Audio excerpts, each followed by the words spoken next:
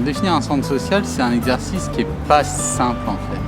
Parce qu'en fait, un centre social, pour moi, c'est moins défini par les activités que ça porte que par le mode d'intervention et le lien au public. En fait, ce qui définit vraiment un centre social, c'est la place laissée à l'habitant.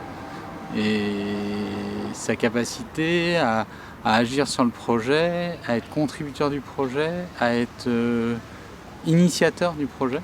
Et en fait, un centre social, pour moi, c'est vraiment ça. C'est une maison des habitants sur un territoire donné.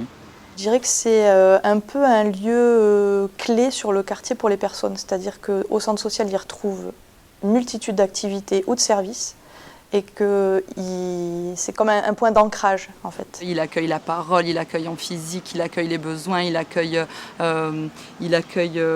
les envies, il accueille les projets. C'est une pépinière. Une pépinière, c'est là où on va retrouver de multiples variétés.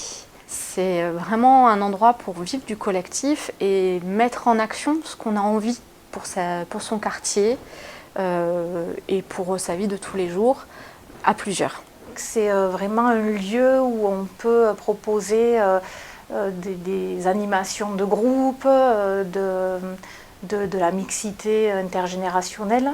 C'est le regroupement de personnes qui ont un projet collectif, un projet de rendre service à la société, enfin, aux gens qui en ont besoin. Pour moi, c'est vraiment de s'adapter aux besoins du territoire, de s'adapter aux besoins des habitants et de créer des outils qui répondent vraiment à leurs besoins. Un lieu où on peut se ressourcer, où on peut créer du lien.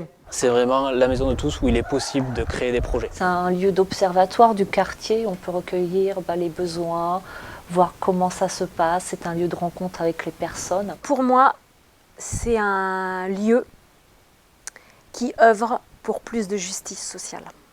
Et c'est vrai que nous, on est un centre social dont peut-être la particularité, c'est la place du travail social et de l'accompagnement social.